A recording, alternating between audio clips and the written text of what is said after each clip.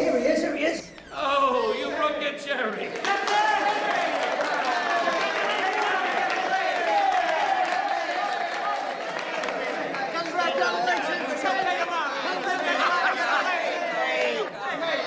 Sometimes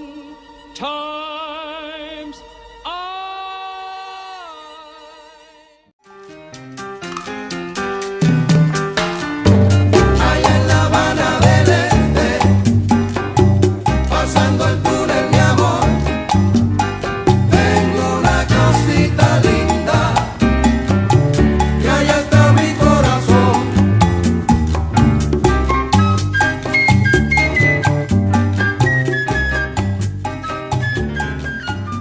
Greetings YouTube, this is the Garage Autonomist. I did a video back in December titled, What Power Do Workers Have?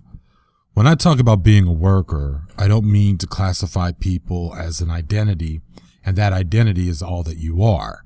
The classification is a fact, a politically scientific fact, and that fact has a history, and that history reaches all the way back to when land toilers were driven from the land and into the city's factories. In other words, the creation of the class system under capitalism.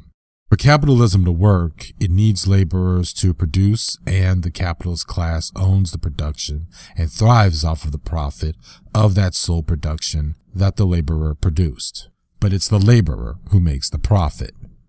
In my observations throughout my working life since I was 17, you can see how people who work for a living have been aggressively targeted to be disempowered by the bosses. The constant undermining of our efforts to fight for a living wage, to keep and maintain civil rights in the workplace, and to diversify the workplace.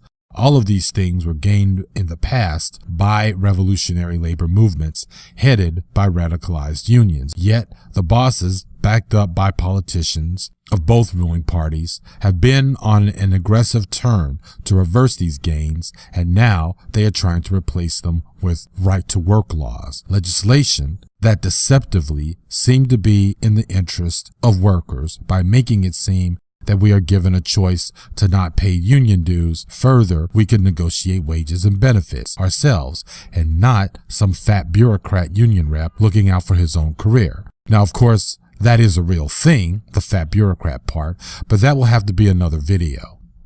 However, these laws, if anything, work for the bosses. They know that driving down costs by utilizing mass layoffs, keeping high turnover, and cutting benefits maximizes profit. And the only thing that has created fettered access for them to go all the way has been unions, boils and all, to act as the only organized form of advocacy for workers. The good news is that the fight for a new minimum wage, led mainly by non-unionized fast food workers, forced 19 different states to raise their minimum wage at the beginning of the new year. Links to the articles regarding right-to-work laws are in the low bar. Of course, you're probably saying to yourself, not only do you currently work in a non-union place, there are barely any union jobs in your city or state.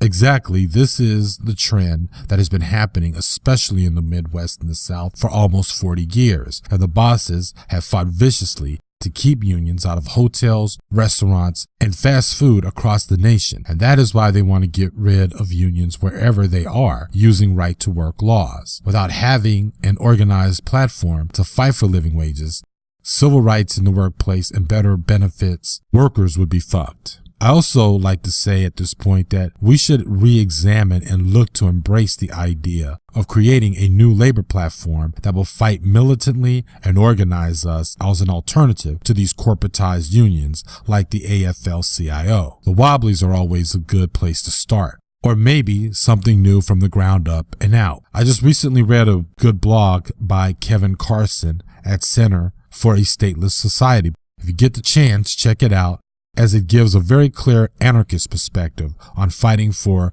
living wage under capitalism. The link is in the low bar. So having gone over all this and talking about the present day efforts to create a full slave wage class, one can understand why the last thing any of us want is be identified as a mere worker. Ew, I'm a worker. Of course, it's not who we are as human beings. We are and can be thinkers, artists, friends, mothers, fathers, bowling teammates, or just plain individuals, but it is a social scientific classification based on a damn fact. We are not bosses. To eat and to live, we work while our labor produces wealth for someone else. And working for someone else has zero appeal to most of us. And we don't want to think of ourselves as workers, since workers are seen as powerless drones to be exploited until you are no longer of use, then you're spat out. Arthur Ronald Wright, in his book, A Short History of Progress, says that socialism never took root in America because the poor see themselves not as an exploited proletariat, but as temporarily embarrassed millionaires. We've seen what has happened to the Rust Belt. We've seen people in Walmart encouraged by management to get on SNAP and other forms of welfare because those same bosses are giving them a shitty wage. But it would be within our interest to defeat the useless fat that are the bosses and ultimately the ruling class that likes to maintain their hegemony and the hierarchy that keeps them protected and in power. We don't have to be exploited workers, but fighting workers who can begin the temporary phase of overthrowing our exploiters so we can own and control what we choose to sweat over for the good of everyone else, or basically choose not to sweat over anything at all.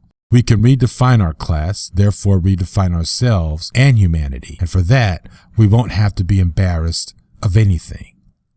This is the Garage Autonomist.